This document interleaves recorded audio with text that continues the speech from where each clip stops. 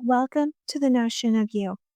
I'm Tashi Jones, and today I want to start a little slower than usual. Not because we're easing into something light, but because we're touching something tender.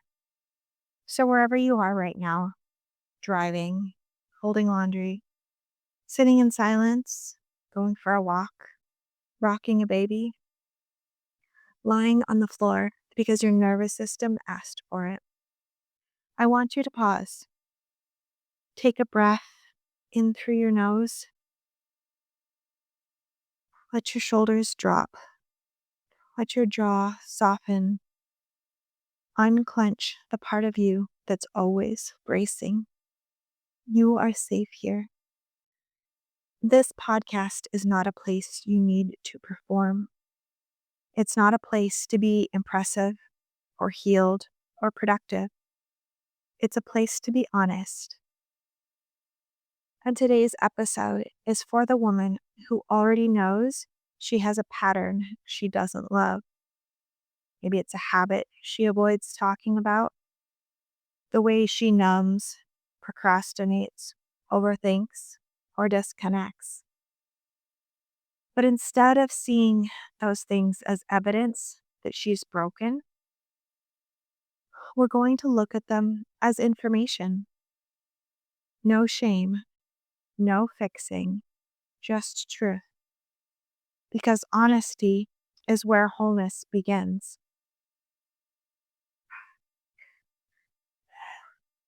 This episode is called The Embarrassing Truth. Self-sabotage, bad habits, why I hated myself for doing this. And yes, there are things I used to do I didn't want anyone else to know about. Not because they were dramatic or destructive in the way the world sees, but because they were quiet betrayals of myself. And that kind of sabotage is the hardest to admit. I'm going to start with a confession. There was a season of my life, many, where I looked like I had it all together. I was functioning, I was capable, I was responsible. But behind the scenes, I was avoiding myself. I would over research instead of decide. I would scroll instead of rest. I would keep myself busy instead of feel. I told myself I was just tired or overwhelmed or in a hard season. But the honest truth is, I didn't trust myself. So I held on to control and micromanaged everything. I stayed in my head. I delayed decisions until the last possible second. Not because I was lazy, but because making a choice meant listening inward. And I didn't believe what I heard inside of me was safe. So instead, I stayed in patterns that looked like productivity, but that felt like disconnection. So here's the part that matters. I hated myself for it. Not out loud, not consciously, but quietly. Every time I did that thing again, the scrolling, the numbing, the procrastinating, the self abandonment disguised as being practical. There was this low grade shame humming beneath everything. And shame does something dangerous. It doesn't motivate change, it freezes. Shame keeps you looping because when you believe something is wrong with you stop looking at what's actually happening. We talk about self-sabotage like it's some dramatic act, like blowing up your life or quitting something good, making reckless decisions. But for those who I work with, self-sabotage is subtle. It's choosing familiarity over truth. It's staying in what's known instead of what's aligned. Self-sabotage is not self-destruction. It's self-protection that has outlived its usefulness. Let me say that again. Your habits did not come from nowhere. They were formed when your nervous system learned what kept you safe. Avoidance, overthinking, numbing, perfectionism, people pleasing, over preparing. These were intelligent responses at one point. They helped you survive. They helped you cope. They helped you get through something. But survival strategies feel very different when you're trying to live. And this is where so many women get stuck. They try to shame themselves out of habits that once kept them alive. That never works. Because habits aren't moral failures, they're patterns. And patterns only change with awareness. Most of our habits are so mindless and automatic, we don't even know we're doing them. But when your life is built on these habits, you have to disrupt them and become aware to change your life. Not force, not punishment, awareness. Here's what shame can sound like. Why can't I just stop? What is wrong with me? Everyone else seems to have this figured out already.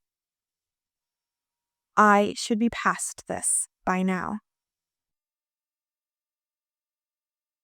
Shame keeps you focused on who you think you are instead of being curious about what is actually happening. And that curiosity is the doorway to change. Shame contracts your body, but curiosity will soften it. When you shame a habit, your nervous system reads danger. When you observe a habit, your nervous system feels space. And space is where choices live. So let's get really clear about this. If you keep doing something you say you don't want to, there's a reason. And the reason is never because you're weak. It's because that habit is meeting a need. So the question is no longer, how do I stop this? The question becomes, what is this protecting me from feeling? And this is where self-trust begins. Not with confidence, not with certainty, but with honesty. I want to name a few patterns here. Because sometimes hearing your experience spoken out loud is what breaks the spell. Could be avoidance or putting off decisions because deciding feels risky, over-researching, consuming information instead of integrating the wisdom you already know. Numbing, scrolling, snacking, drinking, staying busy, perfectionism, waiting until it's safe to begin, which means never beginning, overfunctioning, taking responsibility for everyone else so you don't have to sit with yourself. Underneath all of these things is the same. It's disconnection from your body, from your intuition, from God, from yourself. And when you're disconnected, you don't trust yourself. You look outward for answers, for permission, for certainty. But the more you look outward, the quieter your inner voice becomes. And eventually, you could forget it was ever there. This is not a personal failure. It's a cultural one. Because we live in a world that teaches women to override themselves. Your body says rest. Your mind says push. Your intuition says no. Or your conditioning says to be nice. Your soul says slow. Your environment says to hurry. And when those messages conflict for long enough, you stop listening inward. Self-sabotage is not rebellion. It's grief. Grief for a self you stopped hearing. So let's slow down. I want to offer you a practice. Not to fix anything, not to change anything, just to see. For the next week, choose one habit, one thing you tend to judge yourself for. Maybe it's scrolling, overthinking, avoiding, reaching for something when you're overstimulated or overwhelmed. And instead of trying to stop it, I want you to observe it. When it happens, pause and ask gently, what was I feeling right before this? This isn't the time for analysis or letting yourself spiral. We're just noticing with curiosity. Were you tired, lonely, overstimulated, unsure, disconnected? Then ask, what did this habit give me in that moment? Maybe it's relief, or a distraction, or control, or comfort. This is how self-trust is rebuilt. By listening without punishment, by staying present with yourself instead of abandoning yourself again. And then, after a week, one final question. What do I actually need more of? Maybe it's rest, or safety, expression, support, slowness. And this can be how those habits soften, not through force, but through compassion.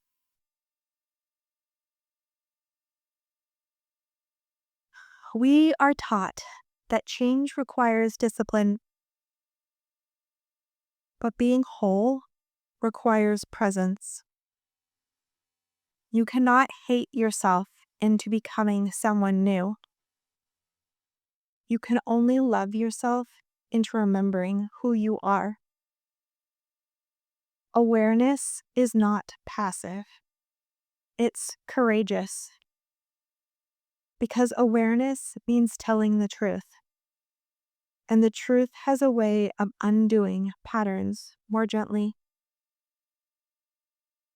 When you see your habit clearly, without the story, without the shame, without the identity you've attached to it, it loosens. Because these habits thrive in secrecy. When you bring them to light, they don't need to shout anymore. And this is why so many women feel relief simply being seen. Not fixed, but seen. And this is the heart of the work that I do. Helping women come back into relationships with themselves. Not to become someone better, but to return to who they were before the disconnection. Here's something I want to hear. You were never meant to do this alone. Self-trust is not built in isolation. It's built through consistent moments of safety. And for many women, that safety has been missing for a long time. And that's why these habits formed. That's why this disconnection happens. Not because you failed, because you adapted to do the best you could. And this is why I created Return to Wholeness. Not as a program to fix you, but as a support system to walk you home. Inside this book, we don't rush. We regulate. We journal. We reconnect to the body. We use simple nervous system practices. We bring in essential oil support, not as magic, but as anchors. We create daily rituals that feel doable. This is not about becoming a new version of yourself. It's about remembering the one you left behind. The one who knows. The one who feels. The one who trusts. You don't need another course telling you what to do. You need a space that teaches you how to listen. I want to leave you with this. Your habits are not the enemy. They are messages. And when you listen with compassion, they stop needing to shout. If this episode stirred something in you, if you recognized yourself in these patterns, if you felt a softening instead of shame, that is your body responding to safety. Let that be what matters this week. Track one habit, not to change it, but to understand it. And if you want support as you do this, if you want a guide that meets you with gentleness, you can find Return to Wholeness linked in the show notes. It's not a quick fix. It's a return. Next week, I'll be sharing how I turned all of this into a simple system that brings calm and clarity without pressure. Until then, take a deep breath, slow down, and remember, you are not broken. You are becoming honest, and that is where everything begins.